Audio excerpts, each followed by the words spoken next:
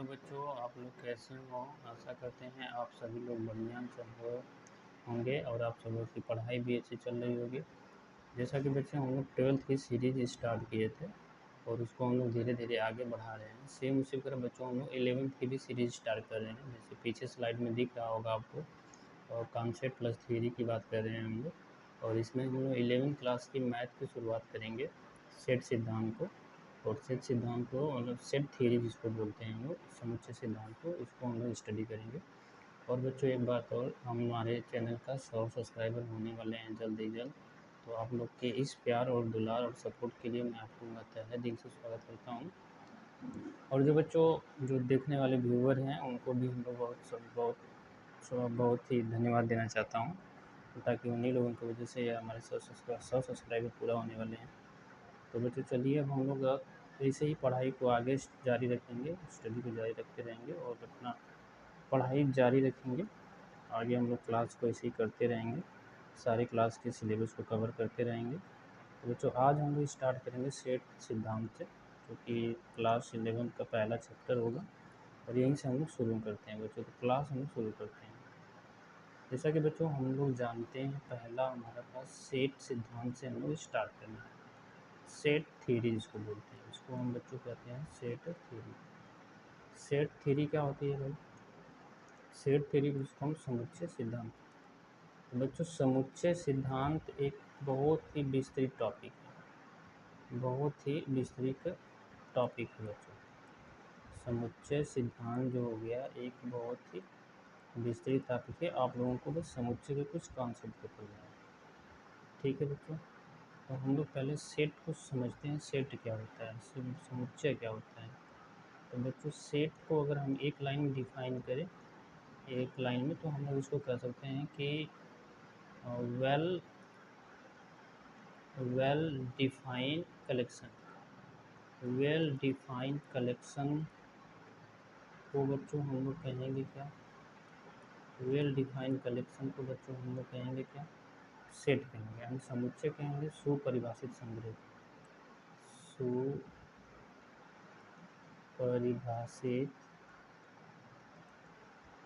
सुपरिभाषित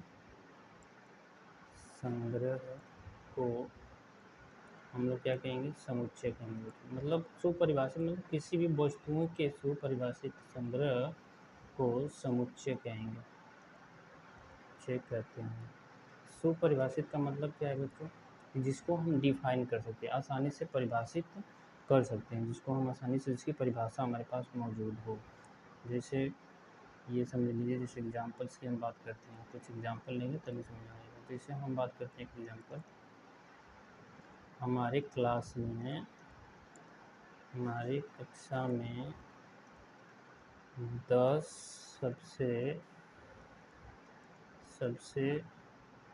अच्छे लड़कों का संग्रह। तो बताओ बच्चों, क्या यह समुच्चय होगा? क्या हम बता सकते हैं कि हमारे क्लास में 10 सबसे अच्छे लड़के कौन हैं? तो बच्चों हम लोग इसको नहीं बता सकते कि कौन सबसे अच्छा लगता है। तो यह एक तरह का क्या हो जाएगा? सेट नहीं होगा, ये समुच्चय नहीं होगा। इसी तरह बच्चों अगर हम दूसरे की बात करें, जैसे हम लोग की भारतीय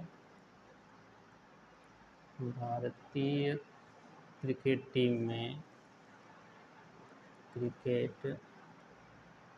टीम में 10 सबसे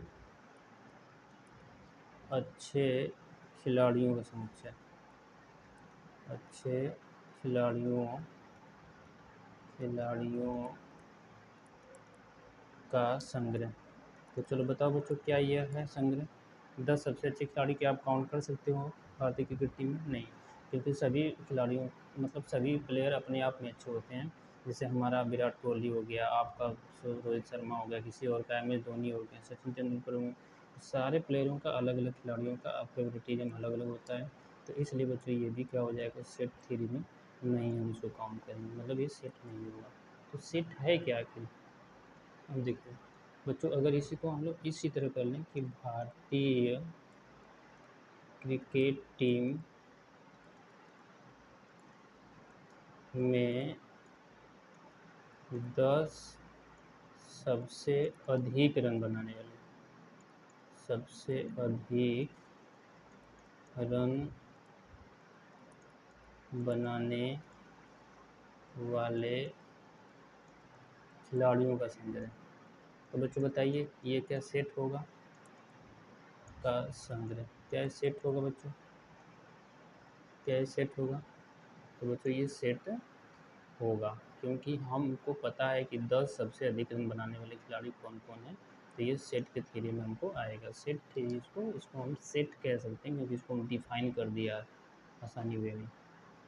ठीक है, इसे चौथे नंबर का एक एग्जाम्पल समझ लेते हैं बच्चे कि जैसे भारत में नदियों का संग्रह, भारत में नदियों का संग्रह। तो बताओ बच्चों भारत में नदियों के संग्रह क्या होंगे? सेट होगा। तो बच्चों भारत में नदियाँ, कौन सी नदी कहाँ से निकलती है, कौन सी नदी कहाँ के देश में जाती है, उसको हमको डिफिनीशंस है ही नहीं, तो ये भी हमारे पास बच्चों सेट में नहीं काउंट किया जाएगा। सेट का मतलब है कि सॉलिड डिफिनीशन होना चाहिए। जैसे एक और हमने एग्जांपल बोलूँ कि अंग्रेजी वर्णमाला में, अंग्रेजी वर्णमाला में, अंग्रेजी वर्णमाला में स्वरों का समुच्चय, स्वरों का संग्रह। तो बताओ बच्चों स्वरों का संग्रह ये समुच्चय होगा? हाँ होगा, क्योंकि अंग्रेजी वर्णमाला में कुछ स्वर कंफर्म है कि इतने स्वर होते हैं, इसलिए ये क्या हो जाएगा बच्चों? समुच्चय होगा। ठीक है बच्चों, तो आई होप यहाँ समझ में आ गया। सेट का मतलब यही होता है कि हम लोग कितने समुच्चय हैं, मतलब कितना कैसे हम इसको डिफाइन कर सकते हैं, उसका ये कहने का मतलब है कि उसको डिफाइन कर दिया तो हमारे पास सेट सिद्धांत मिलेगा। अगर सेट नहीं मिलेगा, डिफाइन नहीं कर सकते तो सेट नहीं मिल सकता है। ठीक है बच्चों, तो इस तरह हम लोग सेट को डिफाइन कर सकते हैं। अब सेट को represent, how to represent the set, set को कैसे रिप्रेजेंट किया जाता है? हाउ टू रिप्रेजेंट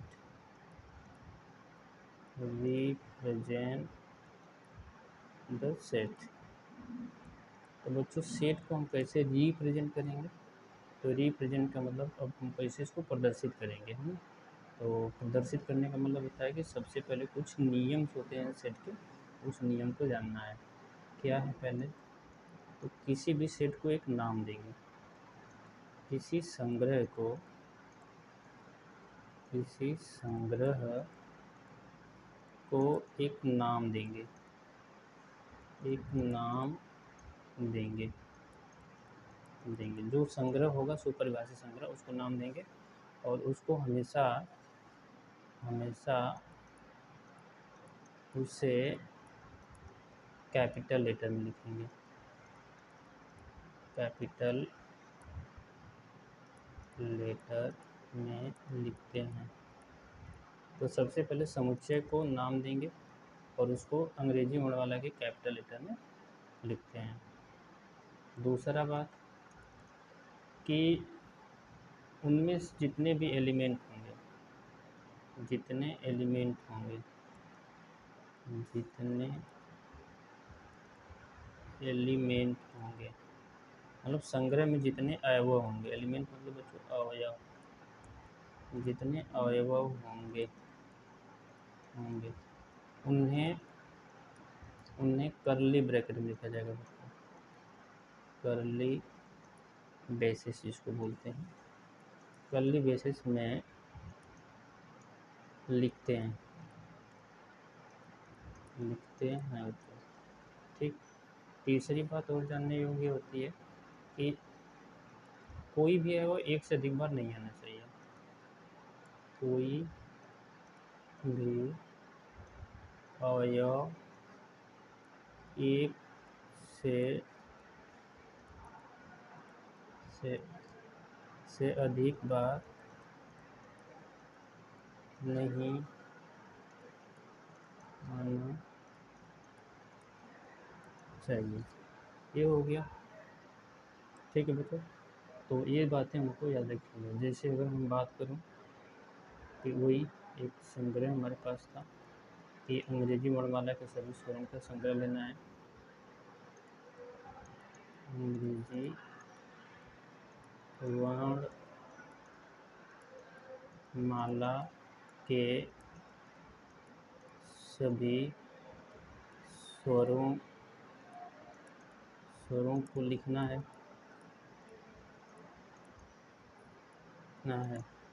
स्वरों के संग्रह को लिखना है। स्वर के संग्रह को लिखना है। स्वरों का संग्रह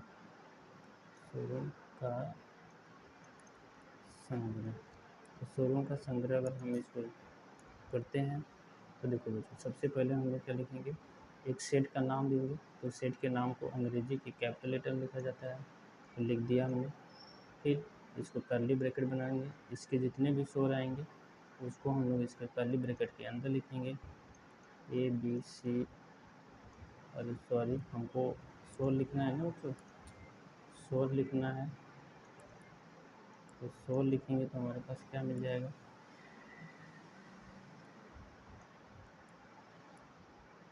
स्वर आएगा बच्चों। तो स्वर आएगा तो क्या हो जाएगा हमारे पास, ए ई आई ओ यू, ये हमारे पास स्वर हो जाएंगे बच्चों। अब इसमें ये जो होगा कैपिटल वाला, इसको हम नेम ऑफ सेट कहेंगे। नेम ऑफ सेट, ये नेम ऑफ सेट हो जाएगा। हाई जो होंगे बच्चों, ये जो होंगे हमारे पास एलिमेंट ऑफ सेट होंगे। एलिमेंट ऑफ सेट होंगे। हाई जो बच्चों होगा इसको हम कर्ली ब्रेसेस बोलेंगे। Curly braces. हाई जो पूरा होगा बच्चों इसको हम क्या बोलेंगे, ये पूरा हो गया तो ये सेट ऑफ बॉडी। अगर इन सारी चीज़ों को मिला देंगे, इस पूरी चीज़ को मिला देंगे, ये पूरी चीज़ को मिला देंगे तो ये चीज़ हो जाएगी हमारे पास सेट ऑफ बॉडी। ये हो जाएगा हमारे पास set of body. Set of body, तो ये बॉडी का सेट हो गया बच्चों, ठीक है, सेट ऑफ बॉडी हो गया। तो इसी तरह हम लोग समुच्चय को रिप्रेजेंट करते हैं, ठीक है बच्चों। आगे हम देखते हैं। अब देखिए बच्चों, अब कुछ इसके फॉर्म को लिखते हैं। समुच्चय को रिप्रेजेंट हमने कर लिया, किसी भी शब्द को हमेशा इसमें लिखते हैं। जैसे हमको लिखना है, एक एग्जाम्पल्स लिखना है, एग्जाम्पल्स लिख लेना है। जैसे मैं बोलूँ कि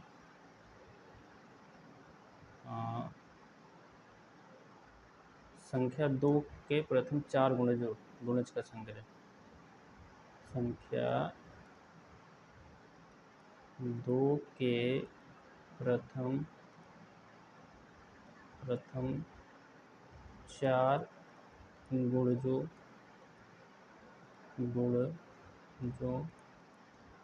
का समुच्चय। चलो बच्चों, अब इसको अगर हम लेंगे तो क्या मिल जाएगा हमको बताइए। कुछ संख्या, तो सबसे पहले हमको एक सेट तैयार करना होगा, नेम ऑफ सेट। तो नेम ऑफ सेट हमेशा कैपिटल लेटर में, तो कैपिटल लेटर में हमने दे दिया बी।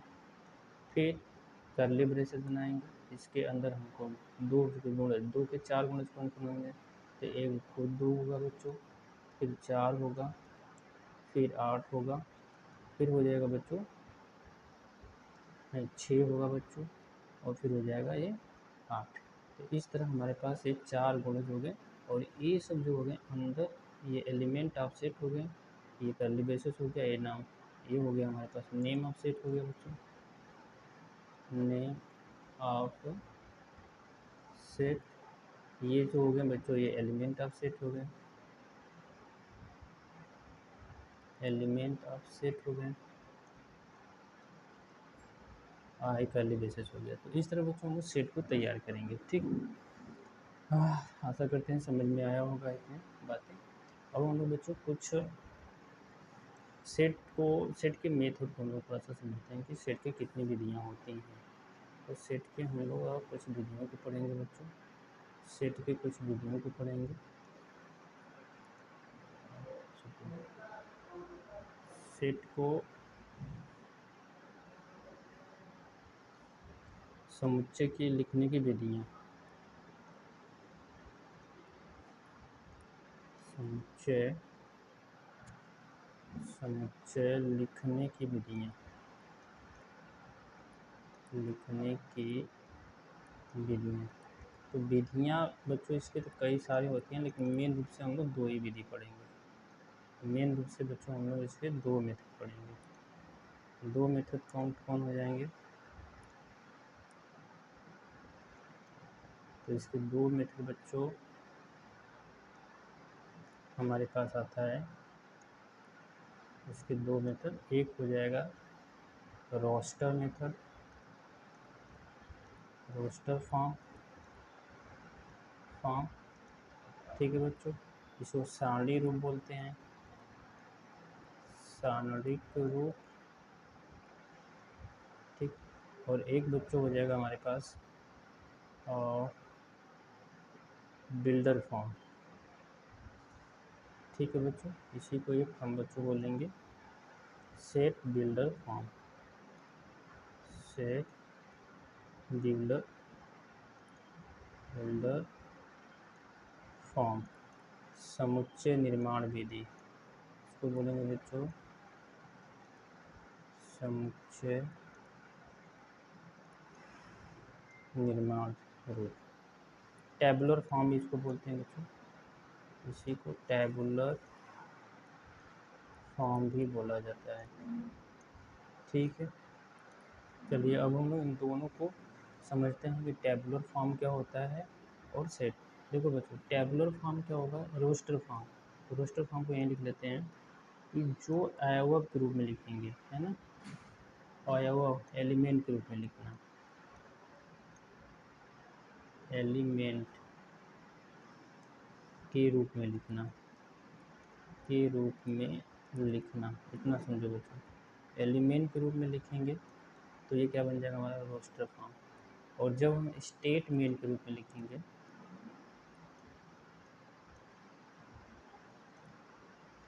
स्टेटमेंट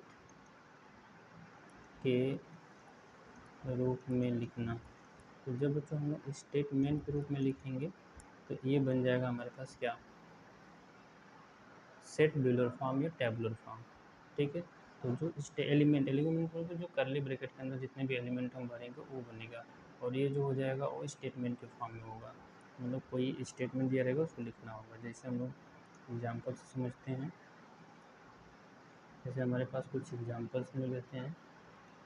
एग्जाम्पल बच्चों हमको मिलेगा, जैसे हमने कह दिया कि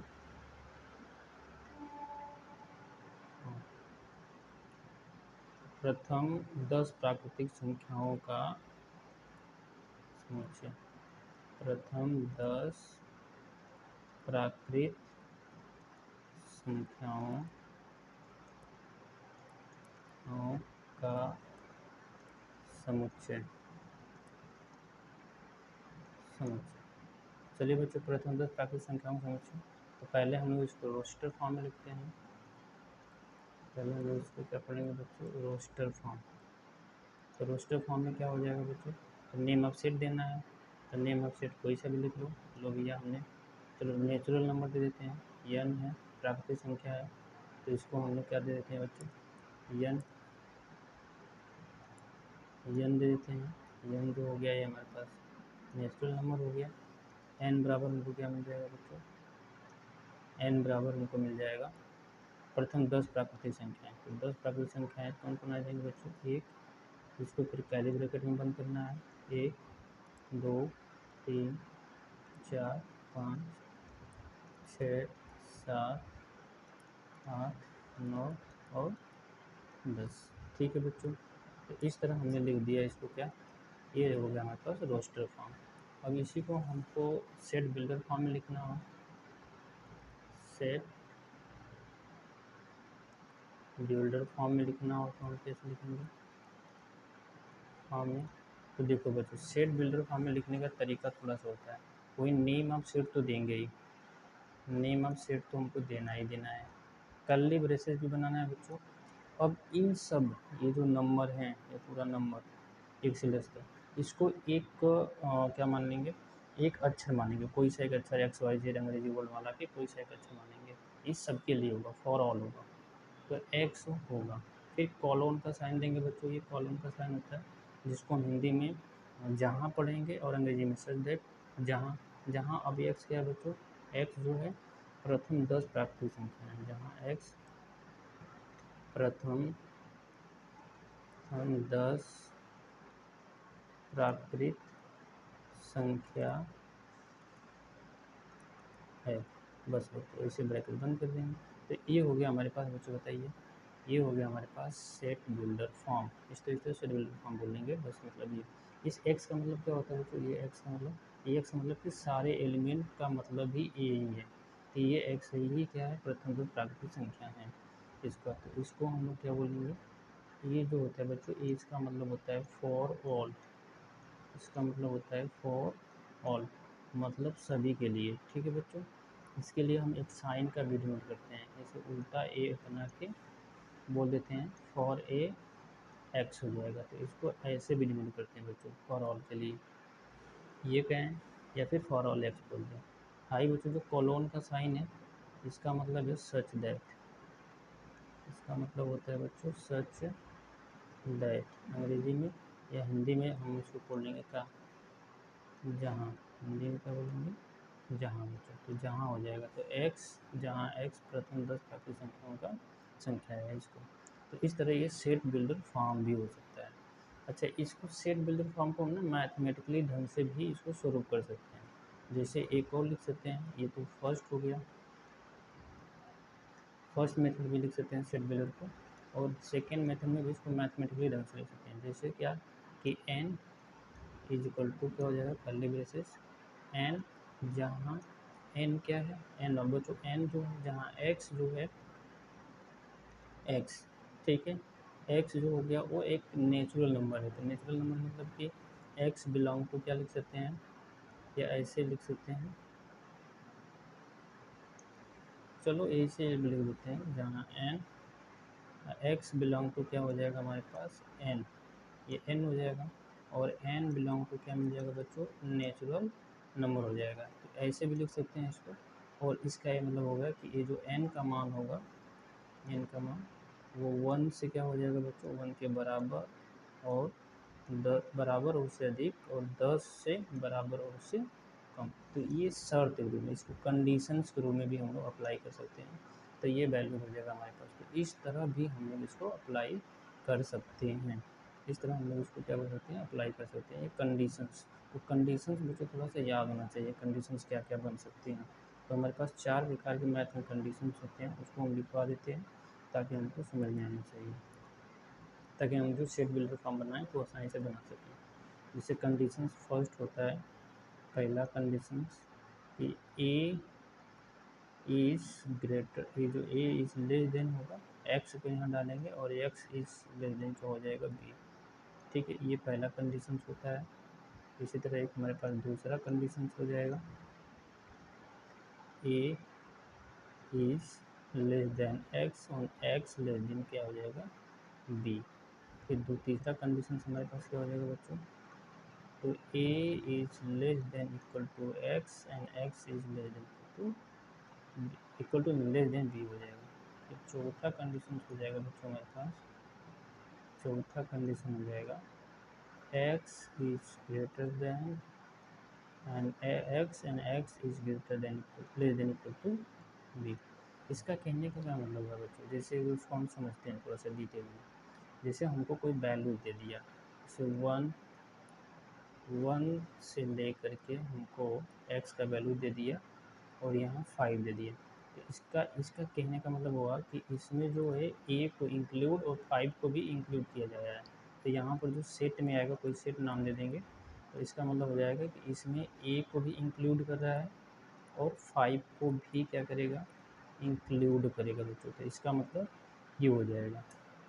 अगर यही ये वैल्यू होता कि ऐसे दिया होता है, ऐसे दिया रहता, तो इसका मतलब क्या करेगा बच्चों, ए से बड़ा और 5 से क्या हो जाएगा छोटा। तो 1 से बड़ा और 5 से छोटा के लिए इसको हमने क्या लेंगे, तो 1 से बड़ा मतलब ए इंक्लूड नहीं रहेगा तो 2 हो जाएगा, 3 रहेगा, 4 होगा, और 5 भी इंक्लूड नहीं है तो ये वाला वैल्यू हो जाएगा इसका। अब अगर यही सिस्टम ये हुआ होता ए इंक्लूड क्या हो जाएगा, ये एक्स और ये क्या हो जाता है 5।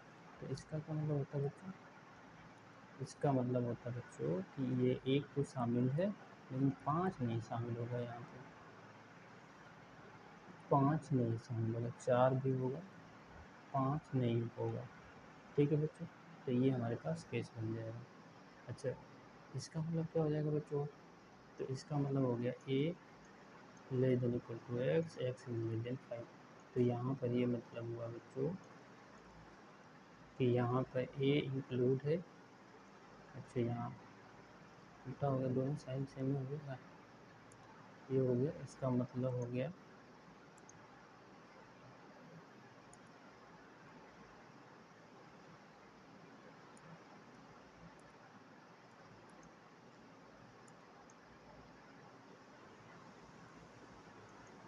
इसका मतलब ये सही रहेगा और ये हो जाएगा बच्चों। इसका मतलब 5 इसमें इंक्लूडेड होगा, 3 4 5 होगा बच्चों, एक नहीं रहेगा। ठीक है बच्चों, तो ये हो गया हमारे पास। तो ये सारे शर्त हो जाते हैं, इन सारे कंडीशंस को हम लोग अप्लाई कर देते हैं। ठीक है बच्चों, तो ये शर्त सेट बिल्डर फॉर्म में ये सारे जो कंडीशंस हैं चारों, ये काम आएंगे बच्चों, है ना।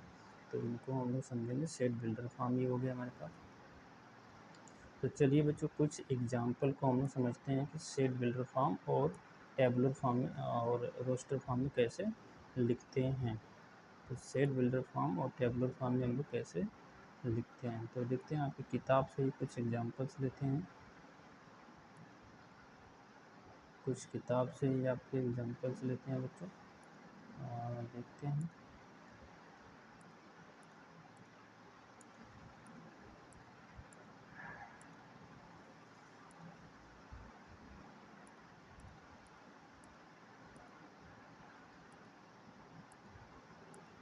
देखिए बच्चों,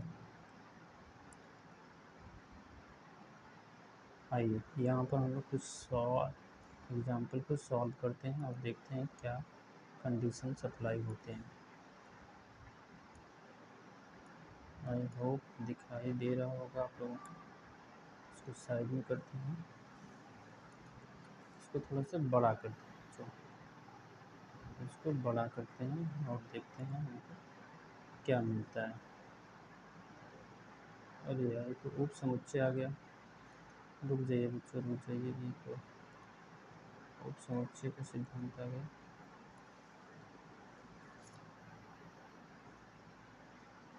चलिए कोई नहीं, हम लोग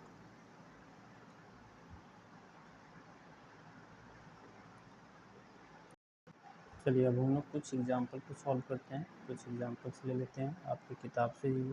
जैसे हमको एक इक्वेशन दे दिया है, मान लो एक समीकरण है, समीकरण दे दिया बच्चों, हमको कह दिया कि एक्स स्क्वायर प्लस 5x और प्लस हो जाएगा 4 इज इक्वल टू हमको क्या ये 0। अब कहते बच्चों कि हमको इसके इसके शून्यकों का शून्यकों का का समुच्चय लिखें, समुच्चय रोस्टर फॉर्म में लिखना है, रोस्टर रूप में लिखना है, हमें लिखिए। ठीक है बच्चों, तो चलिए इसको हम लोग अगर हल करेंगे तो कैसे हल करेंगे। तो सबसे पहले हमको जो इक्वेशन है इसके शून्य शून्य मतलब बच्चों हल, तो इसके हल को निकालना पड़ेगा, इसके हल को निकालना पड़ेगा। ठीक है बच्चों, हल को निकालना पड़ेगा। तो हल को हम लोग सिंपल सा खंड कर लेंगे। तो भाई मल्टीप्लाई करने पे क्या आना चाहिए 4, इसका ट्रिक हमने सिखाए बच्चों आप लोगों को। मल्टीप्लाई करने 4 और ऐड करने पे आना चाहिए 5। तो 4 इंटू क्या कर लेंगे हम लोग 1 कर लेंगे, और इसका शून्य निकालना हो तो बच्चे यहाँ पे बस साइन बदल के लिख देते हैं, तो एक माइनस हो जाएगा और एक माइनस। तो इसका हल आ गया बच्चों हमारे पास, एक्स का मान क्या आ गया बच्चों, एक -4 आ जाएगा, एक -1 आ जाएगा। ठीक है, अब हमको इसको रोस्टर फॉर्म लिखना है, तो रोस्टर फॉर्म में सबसे पहले एक सेट का नाम देते हैं। तो लो हमने सेट का नाम पी दे दिया कैपिटल लेटर में, और फिर इसके बाद हमें करली ब्रैकेट बटन बनाते हैं, और फिर हमने इसके बाद उनके एलिमेंट को इसके अंदर पुट कर देते हैं कॉमा देते हैं। तो ये हो गया हमारे पास इस सेट रोस्टर रूप में हो गया बच्चों, ठीक है। और इसी तरह एक और एग्जांपल लेते हैं, दूसरे एग्जांपल को समझते हैं हम लोग। जैसे हमको कह दिया बच्चों, हमको कह दिया कुछ एग्जांपल हम लोग लेते हैं और एग्जांपल को समझते हैं, एग्जांपल क्या कह रहा है। जैसे हमको कोई एक स्टेटमेंट रोस्टर फॉर्म दे दिया, जैसे समुच्चय हो गया, समुच्चय आपकी किताब का एग्जांपल है, समुच्चय एक्स जहाँ एक्स, ठीक है, एक धन पूर्णांक है, धन पूर्णांक है, धन पूर्णांक है,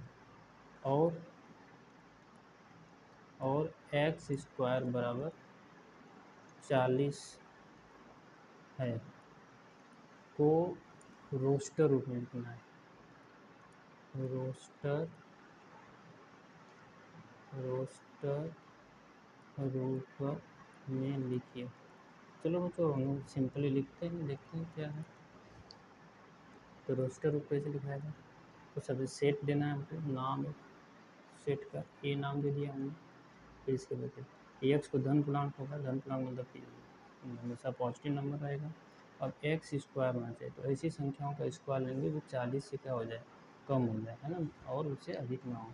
तो 40 से कम कौन कौन संख्याएँ होंगी, तो 1 का वर्ग 1, फिर 2 का वर्ग 4, वर्ग लेना अंकों को, 3 का वर्ग 9, 4 का वर्ग 16, 5 का वर्ग जो हो जाएगा 25, और 6 का वर्ग हो जाएगा 36, 7 का वर्ग 49, जो कि 40 से हमको अधिक हो गया, तो हमको कम लेना था। तो ये बच्चों हमारे पास बन गया, ये हमारे पास सेट हो गया। तो इस तरह हम लोग एक सेट को वेरीफाई कर लेंगे।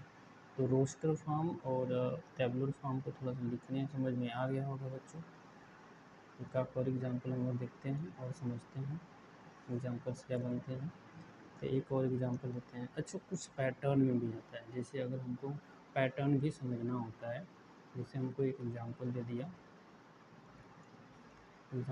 एक रोस्टर फॉर्म में हमको एक एग्जांपल है कि 1 4, फेमस एग्जांपल है बच्चों ये, 1 4 9 6 और 25 ऐसे बस दे दिया है बच्चों, ठीक है। अब कहते हैं इसको समुच्चय निर्माण लिखना है, समुच्चय निर्माण में लिखना है। चलिए लिख कर दिखाते हैं। तो सबसे पहले हमको इस पैटर्न को पकड़ना पड़ेगा बच्चों। इस पैटर्न को हमने क्या पकड़ा, हमको पैटर्न दिखाई दे रहा है कि भाई ये 1 का स्क्वायर है, ये 2 का स्क्वायर है, ये 3 का स्क्वायर है, ये 4 का स्क्वायर है, और ये 5 का है। यहाँ पर इसका एंड हो गया है ना। तो हम देख रहे हैं कि ये क्या हो रहा है, 1 2 3 4, तो प्रथम 5 नेचुरल संख्याओं का वर्ग है, तो इसको सेट निर्माण में लिखना है, समुच्चय निर्माण में। तो ए बराबर हमने कहा कि इन सारे अंकों के लिए क्या मानना है हमको, तो एक अचर मानना है, एक ये मान लेंगे चर, तो चर एक्स मान लिया, कोई अक्षर मान लेंगे। जहाँ एक्स क्या है, तो एक्स के बारे में क्या कह रहा है, एक्स जो है प्रथम पाँच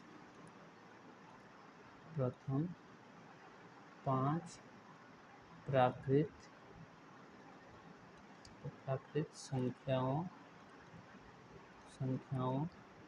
का वर्ग है। बस बच्चों ये हो गया हमारे पास क्या, समुच्चय निर्माण विधि। अच्छा बच्चों, इसको और तरह से लिख सकते हैं, मैथमेटिकली ढंग से हमने बताया था कि मैथ के तरीके से भी लिख सकते हैं। तो मैथ के तरीके से वो एक सेट देंगे, इसको ए नाम देंगे, एक्स नाम दे देंगे, और एक्स जहाँ एक्स क्या है, तो जहाँ एक्स बराबर जो हो जाएगा बच्चों, वो क्या हो जाएगा, n के पावर 2, क्या होगा बच्चों, n के पावर 2, और n बिलोंग टू क्या होगा, n belong to natural number. अच्छा बच्चों, इसमें शर्त भी है, शर्त क्या है कि n का मान जो होना चाहिए वो n का मान जो होना चाहिए 5 से अधिक नहीं होना चाहिए। तो n, तो इसका जो मान हो जाएगा वो x का मान जो होगा या n का मान जो होगा वो 1, और ये हो जाएगा 5। तो बस बच्चों इस तरह ये हो जाएगा हमारे पास सेट बुलेट पॉइंट, या तो इस तरह लिखें या तो इस तरह लिखें। ठीक है बच्चों, आज की क्लास बच्चों यहीं पर हम एंड करते हैं। कल की क्लास में हम लोग इसे आगे करेंगे, एक्सरसाइज के क्वेश्चन सॉल्व करेंगे और कुछ बेसिक सी चीज़ें भी समझेंगे। तो बच्चों और भी क्लासेस शुरू होंगी। ठीक है, धन्यवाद बच्चों। आई होप मज़ा आया होगा आप लोगों को पढ़ने में, और आगे बहुत अच्छी अच्छी वीडियोज़ आएंगी और भी अच्छे अच्छे क्लासेस देते रहेंगे। आज के लिए इतना धन्यवाद।